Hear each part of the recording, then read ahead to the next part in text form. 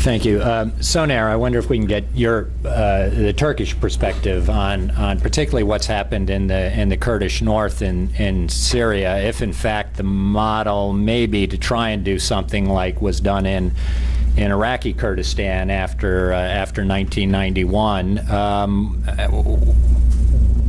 What's the effect of that in Turkey? How is Turkey viewing the evolution of this situation, and can it find its way to sort of tolerating and accommodating and taking advantage of that kind of situation? First, before I think we get to the Turkey's policy on Syrian Kurds, we really have to look at Turkey's ties with Iraqi Kurds, because it's part of the bigger picture that shapes Turkish-Syrian Kurdish ties. And I think probably the most dramatic change in Turkey's relations in the neighborhood has been the significant improvement of Turkish KRG ties in the past 5 years. It was very slow, gradual, economic first. It included Turkish investment, became political. I think it started with Iraqi Kurds looking around 2007, 2008, and realizing that one day the US troops are going to leave and they're going to be on their own, and they will have the following four neighbors: Turkey, Iran, Iraq, and Syria. Who do you pick? So they picked Turkey, and I think that was the gradual improvement that was triggered by that. And Turkey, I think, took the hint that came up, and 5 years later, we are seeing Turkish-Iraqi Kurdish ties that are, I would say the word positive does not describe them, especially given that, Iraq is now going through a big debate over federalism, the future of oil and gas revenues. Turkey is increasingly siding with the North, both Kurds and Sunni Arabs in this debate, also because it is having major problems with the Shiite-dominated government in Baghdad, and seeing this also as an extension of Iranian influence, part and parcel impact of the Arab Spring on the Turkish perception of the region is that 3 years ago, Turkey looked at Iran and Iraq and Syria as good, with whom it could build good ties. Now it sees problems in all these three neighbors. Iraq we've talked about. I think Syria is obvious. Ankara supports the opposition to the Syrian regime, hosts element of it, and so they couldn't be at a more opposing angle than this one. And I think with Iran, it's more of a nuanced picture. I wouldn't say the situation is as bad as it is with Syria and Iraq, but increasingly Ankara is viewing that Iran is forming an axis of influence, and that this is perhaps against Ankara's interest. So all of this brings us to Turkey's Syria policy, which is that Turkey's Syria policy is very simple. Assad has to go. There's no, we can live with him, we can't live with him, there's no debate. Now, it might be some kind of an arrangement that doesn't include him or his closest advisors, but he has to go because Ankara believes that it has a lot to lose if he stays. And one major thing it has to lose is its perception of how the PKK issue is back again. Assad, I think, has used and will use anything available to undermine possible international action against him. And if you want to scare the Turks out of action, you'd show them the PKK. It's that simple. Support in Turkey for military intervention in Syria was very high until this summer, and it has dropped precipitously since, because there have been many PKK attacks, and because people are seeing this as a direct result of Turkey's interventionist or activist policy in Syria, and they're saying this is how Assad and Iran are making Turkey pay. A lot of government officials are actually blaming on the record Iran and Syria for encouraging PKK attacks, and I think that's one part of the angle. The other part of it is that, as you mentioned, sir, Assad has allowed the PYD and PKK's infrastructure in Syria, which had been cracked down by his father seriously in 1990s when Turkey had threatened Syria with war, less serious support, harboring the PKK. All of that ended, all of that meaning Syria's policy of cracking down on PKK activity in Syrian territory, when Assad decided that this is how you pressure the Turks to reconsider their policy. So he allowed PYD to become active in certain areas, especially in northwestern Syria, where the group has already had some grassroots support. And the group established, political outlets, and with the contraction of the regime, that has turned into political control of certain areas. And I think that is the scary part of post-Assad Syria for Turkey. Not a Syria that might produce a Syrian version of KRG, but a Syria that produces a Syrian version of KRG with PKK in it, and with PKK that is able to launch attacks inside Turkey. And I think that would be an unacceptable scenario. Inside Turkey, for a variety of reasons, because the PKK is killing people every day, they're bombing buses. So first from the perspective of the violence they're causing, but also second, Turkey is facing a number of important elections, nationwide local elections in late 2013, presidential and parliamentary in 2014. No government can tolerate and live with PKK attacks when they're facing elections, so that has to stop. And I think that's why Turkey's policy on Syria is going to be work with the Iraqi Kurds to make sure that the Syrian Kurds are unified, but also at the same time work with the US and the Iraqi Kurds and the Syrian Kurds to make sure that post-Assad Syria does not produce a KRG with PKK in it, because that's a Syrian KRG. That is, I think that's it's not something you can sell in Turkey in terms of election politics, and it's not something you can live with in terms of security politics. Do you think, is there any, I know the Prime Minister has spoken about a possible use of military force and an intervention on the PYD question in Syria if it becomes dangerous. And I mean, do you take that threat, is that a credible threat of Turkish military intervention? If Turkey is left on its own devices, I think push comes to shove, this is a prime minister who wants to be the country's first popularly elected president, Erdogan. He's currently the prime minister and he wants to become the president, and that's very significant in Turkey, although the president is not the chief executive. He has, first of all, he or she has significant powers. It's a semi-presidential parliamentary system, I would say. It's a hybrid in the sense that the president appoints judges to the high courts, can slow down legislation, and has a whole bunch of other executive powers. So he wants to get there, not because the presidency is more powerful than the prime minister's position, but because that's Ataturk's house. And not a bad deal if you're also elected to fill in Ataturk's shoes. So I think that's Erdogan's dream for 2014.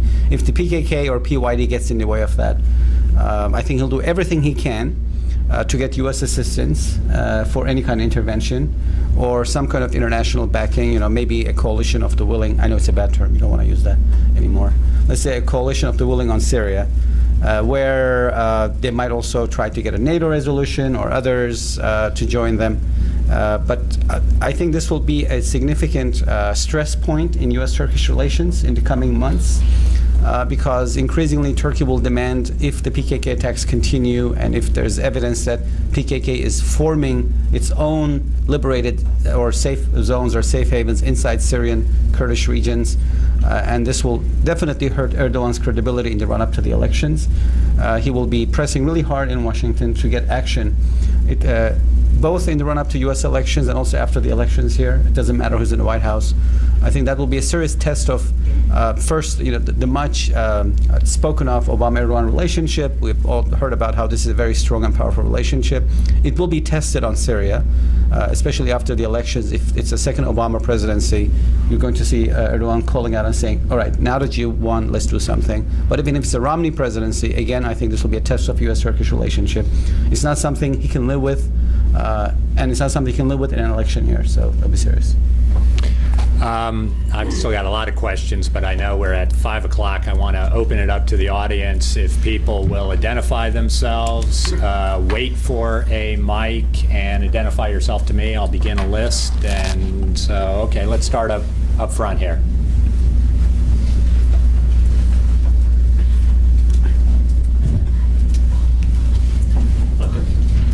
Yeah, Shirko Abbas from Kurdistan National Assembly of Syria. You've been talking about Syria, about the Kurds of Syria. I think I agree with Dr. Fuad's assessment, but I think there's a couple parts we're missing. The Kurds of Syria, it's not two parts. It's actually three major parts. Okay, but make it quick, sir, because we need to get the rest of the audience in. There are a huge group of people who are absolutely not with the political system, and also PYD, which is, there's no difference between PKK and PYD. PYD and PKK is absolutely controlling Syrian Kurdistan at the moment, and it is a threat to the Syrian Kurds, and they do not enjoy support among the Syrian Kurds. And I think this is the problem of Syrian National Council and Turkey for causing this vacuum and for not addressing the Kurdish right in the context of democracy and recognizing the Kurdish right of federation, having a Kurdistan federal region in Syria. And I think this is what's causing the dilemma And I would like to hear, your panel what to say about this, basically. Dr. Fuad, do you want to say anything further about the PYD and the role it's played? It is well known that PYD has to do or has links with PKK. But the question for us was, if PYD will be stronger in Kurdish area, what does it mean? It means either they will control completely the Kurdish area, or there will be fight between various Kurdish groups and PYD. That means internal fighting among Kurds. That will weaken the Kurdish movement in Syria. It will weaken the Kurdish, the opposition in general in Syria against the regime, and it will be a threat for us and for Turkey also, because if there will be fight, it will be fight on the border. I mean, border with Turkey, border with Kurdistan. So we dealt with the question, and we thought, is it possible to pull PYD from his links with Syrian regime or not? Is it possible to have PYD under an umbrella which can work under instructions of joint leadership or not? This was the main question for us. And to say all PYD members are PKK, I think, okay, perhaps they have got sympathy with them, but you are Kurds from Syria. I think the influence of pro-Barzani and the effect of, let's say, Kurdish policy from Iraq in Syrian Kurdistan, I think is also there. And PYD, they know that, you see, PYD was very active in Afrin. That's on the border with Turkey, and of course, if they want to have support, that means they must have an open border, either with Turkey or from Iraqi Kurdistan. And they know they will not get that. So bringing them under one umbrella, I think we help the Kurds in Syria, or they help themselves in Syria, to be united first and to be far away also from the Syrian regime. It is obvious now the strategy of PYD is part of that strategy of the common leadership. By the way, for example, there will be an invitation for Syrian opposition in Damascus, a meeting in Damascus, which has been supported by Russia. Okay, so they have invited also some Kurdish political organization to participate in the meeting, and it seems Russian authority, they gave guarantee to those individuals, either from abroad or from opposition inside, to go to Damascus, and they will bring them back. So one of the groups which has been approached was PYD. And PYD was in big problem, because if they will attend the meeting there in Damascus, that means they are leaving this joint umbrella. If they will not attend, of course, then there will be some problem with the Syrian government. I think, to be honest, if we compare the position of PYD now with their position, for example, about, let's say, 5-6 months ago, they are now more far away from Syrian regime than being close. They are more close to other political parties. And it is not true that Syrian Kurdish area is all controlled by PYD, because and many observers they know, that there are many other political parties. If you are talking about some groups which has got weapons in their hand, I think nowadays weapons gradually, every family in Syria has got weapons. So it is not only PYD is controlling the area. And just recently they met in Erbil, I mean both wings, and the decision was, if there will be a checkpoint, there are checkpoints. If there will be a checkpoint and PYD people are there, the checkpoint must be divided between both sides. I mean, if 5 people from PYD, 5 must be from other side. So PYD is not so strong as people think, but they are better organized, I may say. And the majority of the population, weapon is not a problem in Syria. You know that. Weapon, you can have it within two days. Everybody can have weapon. If it is about weapons, it is about organization. So they are better organized. It is true they have got weapon in their hand, but the majority of the Kurds in Syria, they are supporting other political parties and not PYD. So they have got their organization, but they don't have the masses. While the others, they have got the masses, but they are not well organized. Okay, in the front, let's stay here for us, and Amal, and then we'll go to the back. Thank you, John. Firas Maqsad, Lebanon Renaissance, and New Policy Advisors. My question is to my Turkish friends here. Those of us who do speak to Turkish officials know that they have increasingly pointed words towards the Obama administration. As one recently put it, history in the Middle East will not wait for Mr. Obama's electoral politics.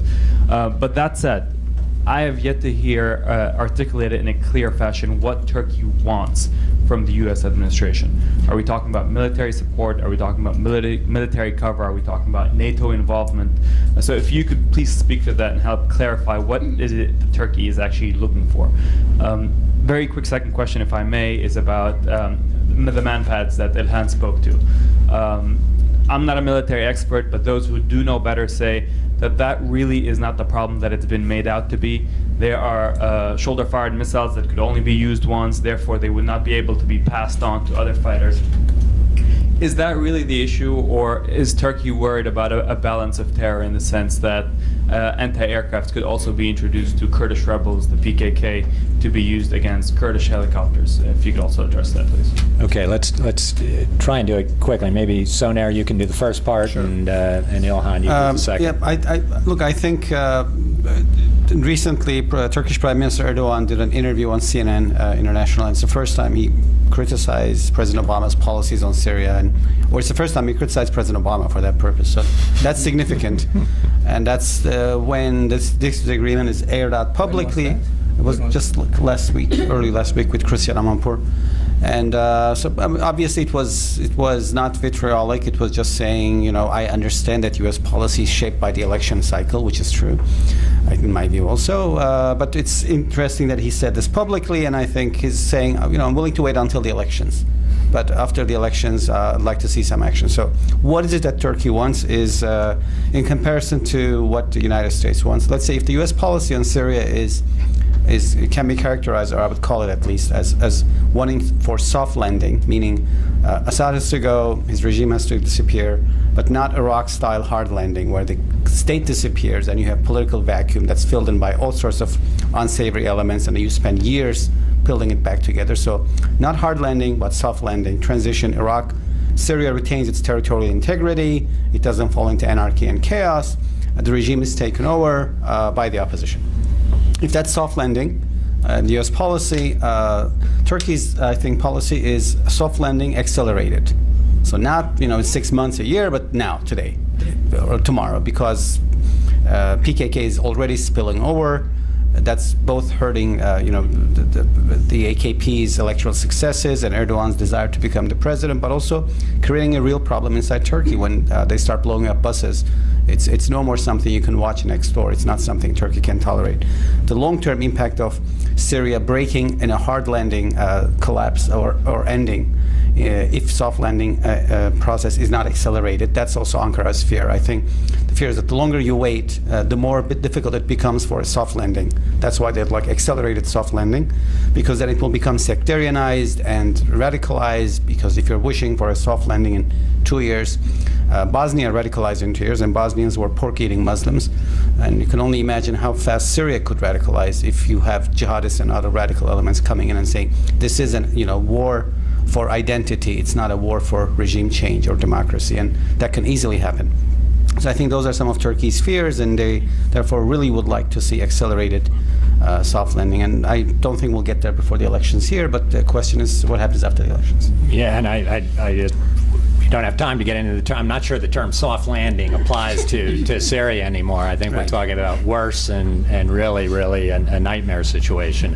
Ilhan, anything quickly on manpads and what Turkey's real agenda is? It not allowing manpads to go in? Are they available? And is there concerns that these will fall into the wrong hands? Well, I am not a military expert either, but whatever I talk to this FSA, from all parts, that's one thing that they had to tell me, that they need these manpads to hunt down these fighter jets, and everybody has different worries. U.S. has its worry of kind of Afghanistan scenario, and Turkey definitely has worries that could be PKK and different U.S. interests in the region. And the end is that FSA rebels cannot get these manpads with these different worries, I believe. Yeah. Amal, please. Amal Mudallili, I'm with Prime Minister Hariri. My question is again about Maliki and Iraq. I was wondering, Dr. Hussein, if you can tell us what's driving Mr. Maliki's position. Is it only his pro-Iranian and close ties with Iran, or there are more aspects to his position on Syria? For instance, I read lately that one of the things he's afraid of is that if Assad falls, that there will be a Kurdish state that combines Syria and Iraq, a big Kurdish And that's state. his fear? Yeah, this is one of the fears. So could you please tell us what drives Maliki's policy on Syria? Is it only Iran, or he has more different strategic calculations? Thank you. I cannot speak on behalf of Maliki, but I can say something observing him from far. I think both his link with, let's say, Iran, and it is obvious Iranian government is publicly, they are announcing their support to Assad regime, and Maliki has got strong link with Iran that is well known. But there is also an analysis which leads Maliki to have this position. He thinks that if there will be change in Syria, the Sunnis in general, but Sunni fundamentalists, anyhow, Muslim Brotherhood or Al-Qaeda, but anyhow, Sunnis will control Syria. And that will affect the Sunni areas, which is on the border with Syria, that they will get more support from Syrian side. And then the fight between Shia and Sunni in Iraq, it will come to the border of Baghdad, because then the Iraqi Sunnis will be supported by a new government in Syria, and they will bring their fight to Baghdad. So he is of the opinion that this fight is between, let's say, Sunni fundamentalists and Shia, and it will threaten the unity of Iraq, because he thinks if the Sunni fundamentalists will control Syria, that can lead the Sunnis in Iraq also to join the Syrian state. It is not about, perhaps they will talk about Kurds, but he knows it is not about Kurds, it is about the Sunnis and Sunni dimension. Just on that point, I'm sure people saw our former ambassador in Baghdad, Jim Jeffries' article in the Washington Post recently, and identifying precisely this fear on Maliki's part that's been articulated. I didn't read that. Yeah, no, it's a very, very interesting, useful argument. We're going to go in the back, please. There's two hands back there. Mohammed, I'm a Syrian. My name is Mohammed. I'm a Syrian activist. My question is for Dr. Fuad Hussein. We know that Kurdistan in Iraq has considerable sway over the PYD. Now, the PYD is reported to have a secessionist agenda. I'm not saying that whether that's true or not true. I'm just saying that it's reported to have a secessionist agenda. Now, the majority of people in Syria, including many Kurds, are, but not all of them, are for the territorial integrity of the country. I was just wondering if you could speak to whether Kurdistan in Iraq is pushing for any secessionist agendas in northern Syria. Thank you. Anyway, in our meeting with PYD leaders, they are not talking about independent Kurdistan, and our advice and for them is that even if they have got that hidden strategy, it will not be implemented. So, but they are now part of a general organization, and I don't think that the Kurds in Syria in general, they are heading towards an independent state. Internally, there isn't that force, but externally also there isn't that recognition. The Kurds in Syria, in their dialogue with the various opposition groups, they are trying to fix their right within Syrian territory. They are not for an independent Kurdistan in Syria. Tony, do you want to just speak to this? Sorry. They are talking about self-determination, and when you ask them what do you mean with self-determination, some of them they are talking about political decentralization, or autonomy, and some of them they are talking about federalism.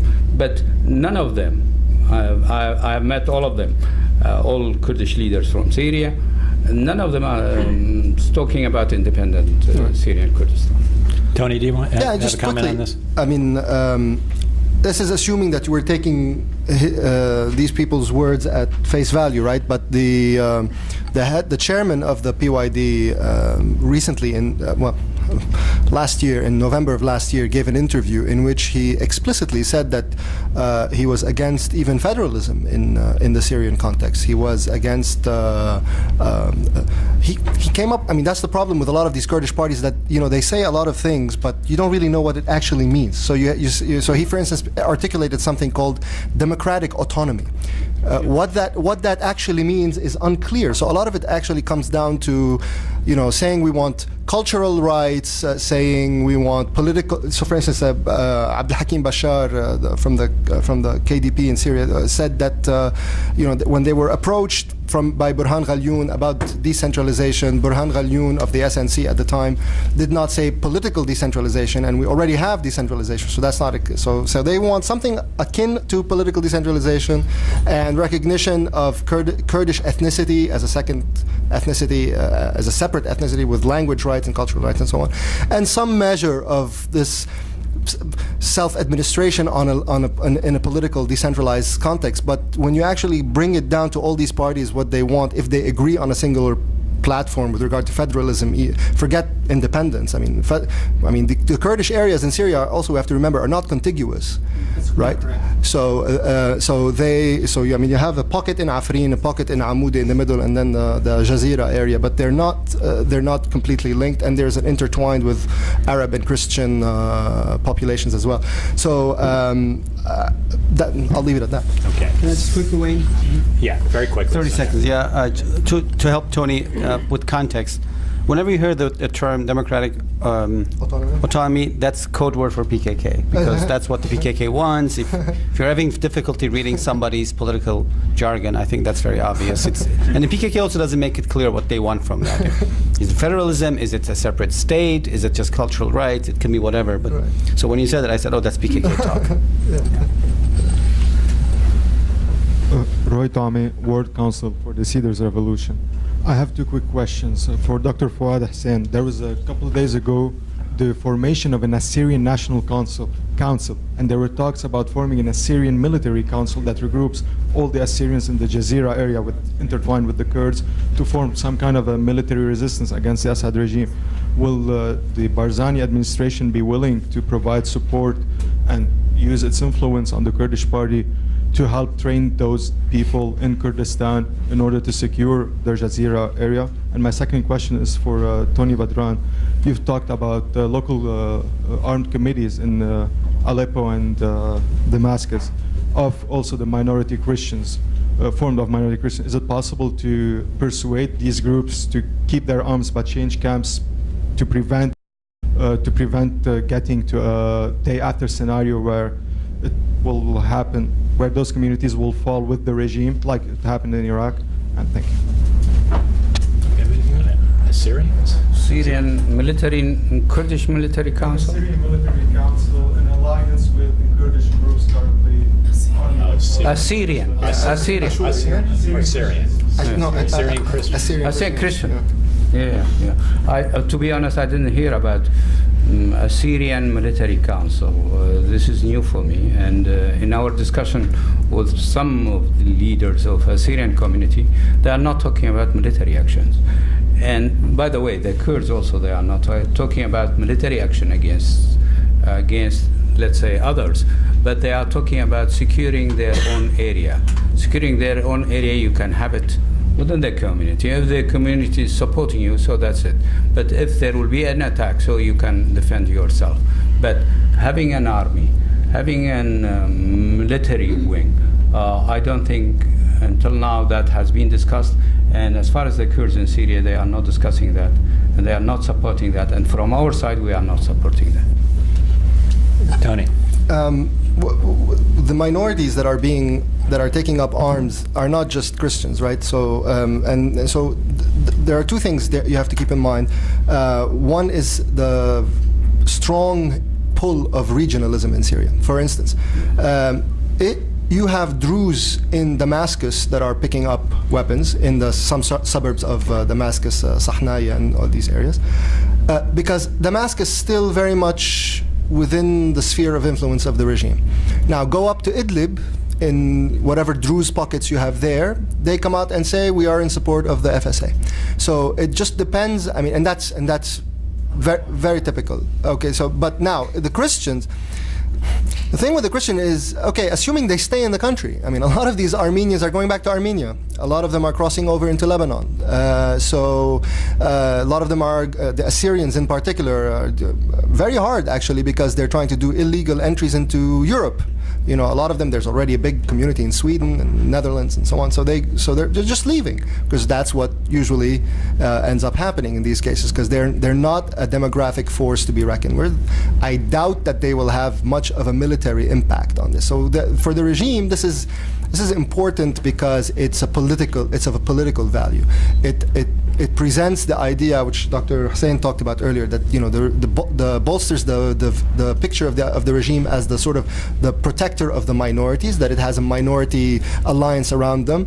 They tried to do this with the Kurds, they failed. Now, what's interesting about the Russian role, trying to make sure they have had contacts with the PYD for a long time, and apparently they're trying to bring them into under Russian protection into a dialogue with the regime. So they're still trying to pursue that approach to sort of to buttress Assad's position as a sort of a minoritarian alliance of sorts. But I doubt that these guys are going to be convinced if indeed they take up the weapons.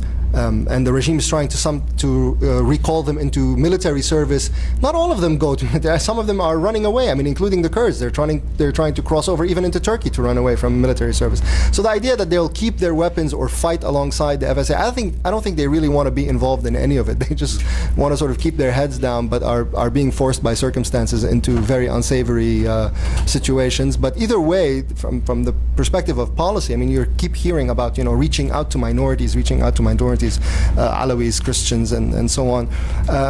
It's a very slippery slope when you start down that road because you cannot tailor policy to the communal preferences that shift based on a number of variables in Syria, regional variables, and the like. So I think ultimately as always, they're in just a precarious situation with nothing much to do. Anybody else in the audience? Let me just ask one quick question, especially for Tony, maybe for Ilhan, anybody else wants to chime in. What are the odds, 5 years? Do we still have a unitary Syrian state? that looks anything like it does now, even with a degree of decentralization. In Iraq, of course, we had over 100,000 American troops holding this thing together for a number of years, often in a very touch-and-go situation. So what's your guess, Tony, about what we see in Syria in 5 years? What are the probabilities? I've been writing about this for even before the Syrian revolution, that Syria historically, right, does not have an actual tradition of being a unitary state, right? I mean, if you look back to the Middle Ages from, I mean, you can even extend it further, but you start, let's say, in the Crusader period, up through the Ottoman period. There historically have been very resilient geographical formations in Syria. You had the statelet in Aleppo, for instance. You had a statelet in Damascus. You had a coastal area under the Crusaders. The Crusaders had the coastal area. And you had Aleppo under the influence of the Turks. Damascus more diffuse into the interior or towards Egypt, for instance, towards whatever power is in Egypt. So this kind of regionalism in Syria has a long history, and we're seeing it now. You're seeing these centrifugal forces play out now. Whether it ends up being that this thing fragments into sort of de jure formations, political formations, I'm skeptical about that. I don't think that necessarily that will be the case. But I think the idea of enclaves, like we saw in Lebanon, for instance, very solidified sectarian or ethnic enclaves that could be in conflict for a while, is a very likely possibility. The question is whether for the United States in general, the fragmentation of Syria should not be an issue. I mean, it's not a, we don't care one way or another. However, when this fragmentation becomes sort of defeats the purpose of the policy in Syria, which is the elimination of Iranian influence in Syria.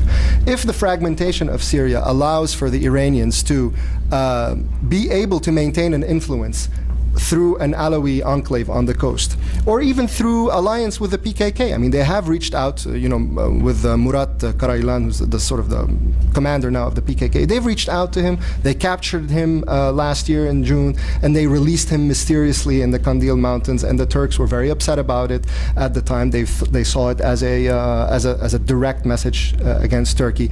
So the idea that this fragmentation would allow Iran to cultivate pockets of influence within Syria, that's when it becomes a problem, I think, for U.S. policy. But the fragmentation or these pulls, they have a historical precedent, and they're very powerful forces, I think.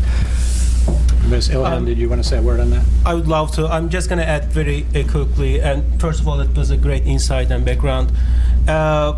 As far as I can see and talk to peace Syrians, first of all, in North Kurds, I just want to add one thing, that when you look at a few recent interviews of the head of the PYD, Saudi Muslim, you can see that the tone of his messages actually have been positive. I mean, every single interview he has done in recent 1 or 2 months, he sent peace message to Turkey to reach out.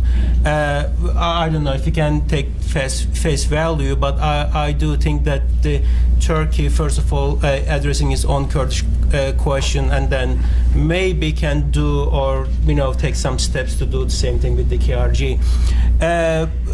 The Syria, I think if the current fight is going to drag on, the chances that the country can stay all together as a unity might be dimmer. And otherwise, I do believe that as far as I can see, the Syrians are going to be able to hold the unity.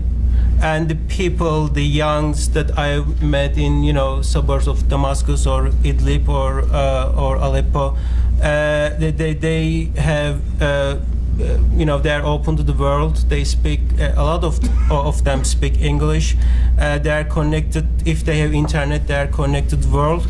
Yes, they are young and they're not going to be able to rule this country right away.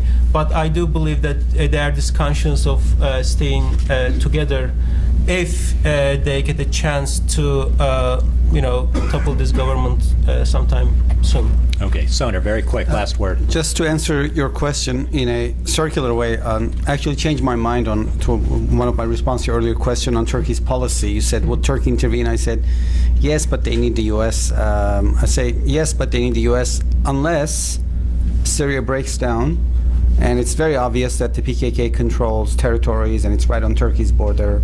I cannot see any Turkish leader which says, oh, I can live with that. So I think that's when Turkey would intervene, whether or not it has U.S. backing or not. And I think it would be, and Erdogan has given signs and hints of that. And I think that probably explains, together with the positive role the Iraqi KRG has played on the Syrian Kurds, some of the moderate rhetoric that's coming from PYD leadership. But that's the red line is PKK control of Turkish PKK areas. control Otherwise, of Turkey Syria. can accommodate itself to... No, I was saying the red line is PKK. Syria breaks down and the PKK controls parts of that territory. Syria breaks down and the PKK doesn't control it, but it's controlled by some coalition together with the KRG, favorable to the KRG. Turkey can accommodate itself to the breakdown of the Syrian state. That's my second response. I don't think Syria will break down. I think that states, unless they are federations like the Soviet Union and Yugoslavia with pre-existing boundaries, states prove to be very resilient in the face of political stress tests. And this will be the case for Syria. Unfortunately, we'll see. We might see sectarian fighting and massacres, and I hope not. But I think that in 5 years down the road, if Iraq survived, despite the fact that its boundaries were fake and it was created by the Allies and it wasn't really a state, we heard all of that. If Iraq survived that political stress test, I think Syria would. Right. As I said, with several 100,000 American troops, though, which was an important variable, I think. Okay, that's it. We've run out of time. Thank you to everybody. Please join me in thanking our panel, and we'll see you all next time.